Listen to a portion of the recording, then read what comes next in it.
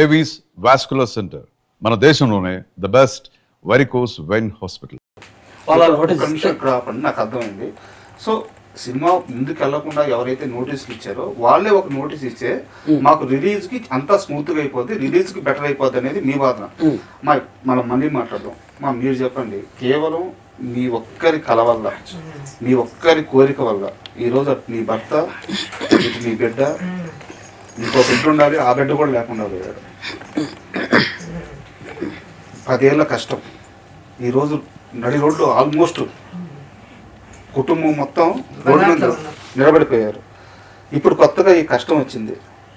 So ఏం కోరుకుంటున్నారు మీరు? ఇప్పుడు దాకా జరిగిన మొత్తం సినిమా మీరు విన్నారు, మొత్తం జరిగినంత విన్నారు. ఆయనది తీసేయండి, అతనిది తీసేయండి, నరసమ్మకి ఏం కావాలి అసలు? నాకు ఏమి కావాలని నేను అనుకుంటున్నా అంటే, నాకు నోటీస్ ఇంటికి పంపించి నా ఊర్లో పరువు అంతా తీసేశారు.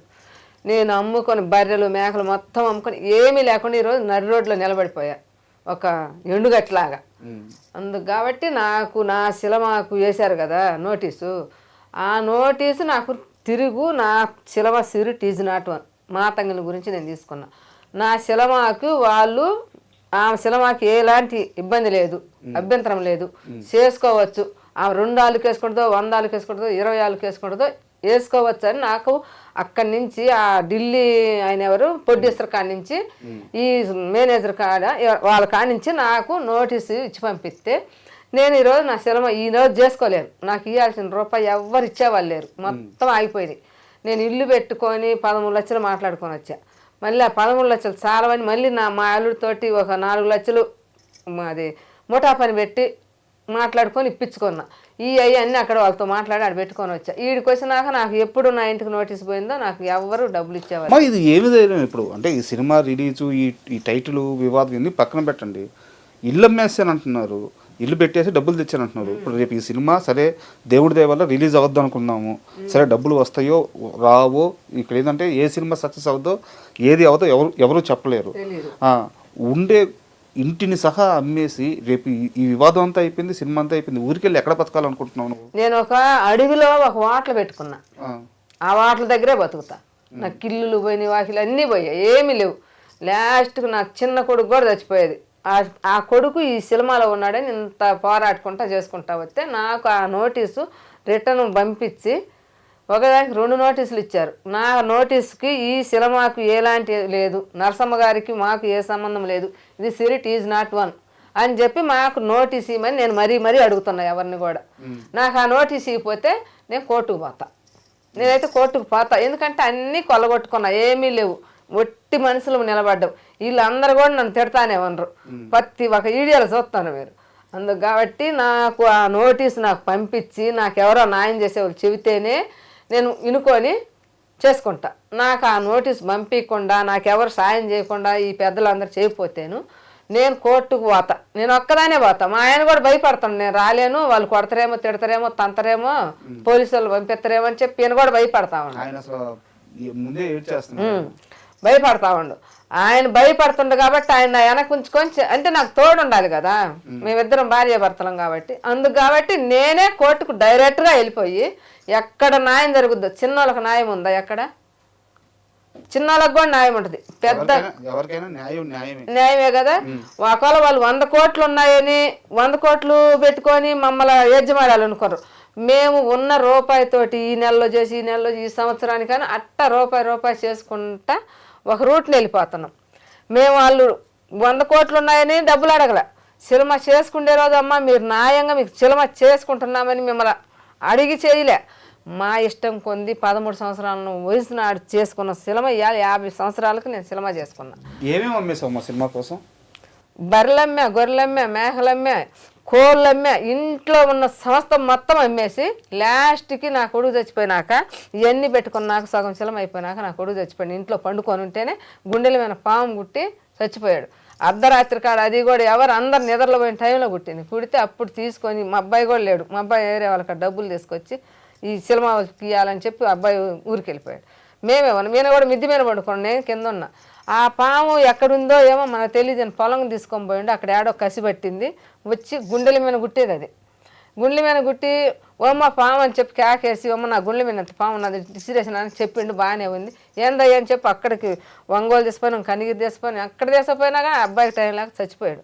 ఆ అబ్బాయి చచ్చిపోయినాక 2 సంవత్సరాలు అసలు పని చేయలేక ఆగిపోయాడు. ఈ సినిమా షూటింగ్ కోసం ఏదన్నా పుట్టను కొట్టి అట్లా మా పొలంలో మొద్దులు తీసి రాగది కందేసుకోవాలని బాగా చేసుకోవటానికి పోయినాం. సినిమా చేసినాం, దానికి దీనికి సంబంధం లేదు. అక్కడ వరకు ఇటు జరిగింది. చనిపోయిన కొడుకు సినిమాలో ఉన్నాడు. సినిమా రిలీజ్ అవ్వడం మీకు ముఖ్యం.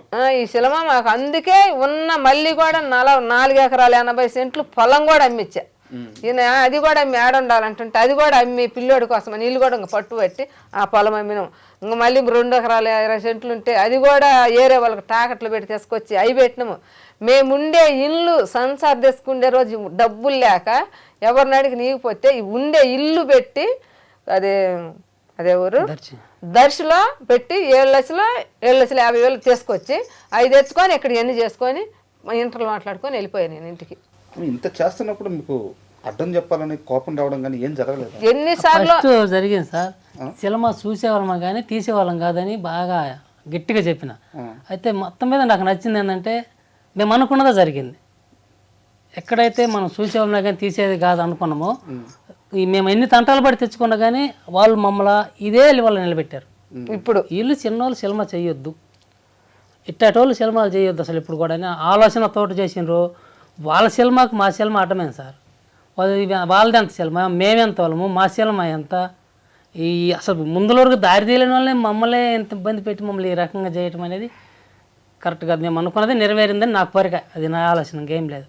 మీరు సెన్సార్ సర్టిఫికేట్ అయింది కాబట్టి ఖచ్చితంగా ఛాంబర్కి వెళ్ళి అడిగే రైట్ కానీ అవసరం కానీ మీకు ఉంటుంది.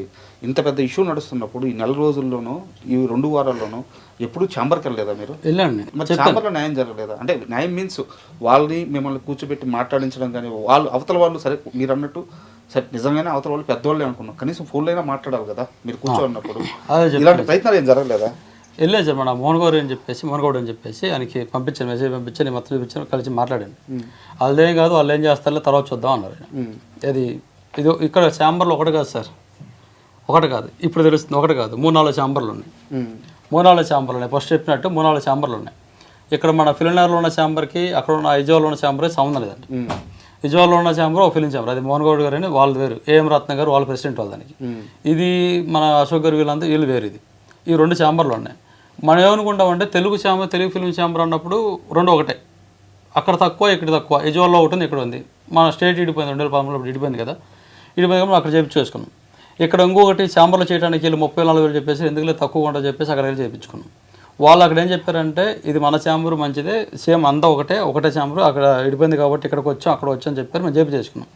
అది ఓపెన్ చేసుకుని ఎవరు చంద్రబాబు నాయుడు గారి చేతుల మీదగా ఆయన రైట్స్ ఇచ్చి ఆయన చేశారంట. అది మనకు ఎవరో చెప్పడం అలా చెప్పారు, మనం చేసుకున్నాం. ఓకే, ఇంకేంది పెద్దోళ్ళే కదా, పెద్ద సినిమాలు చేశారని అనుకున్నాం మనం. ఇప్పుడు ఏమంటున్నారంటే వీళ్ళ కాడికి వెళ్తే ఏం కాదు మనం చూద్దాం, అందే ముందే కదా, ఏ ఊరు ఆపుతారు తర్వాత చూద్దాం అంటారు వీళ్ళు. సార్ ఏదైనా ప్రెస్ మీట్ పెట్టి ఒక క్లారిటీ ఇవ్వండి సార్, వాళ్ళతో మాట్లాడంటే మాట్లాడదాం, వాళ్ళదేముంది తర్వాత చూద్దాం అంటారు, వీళ్ళు పట్టించుకోరు.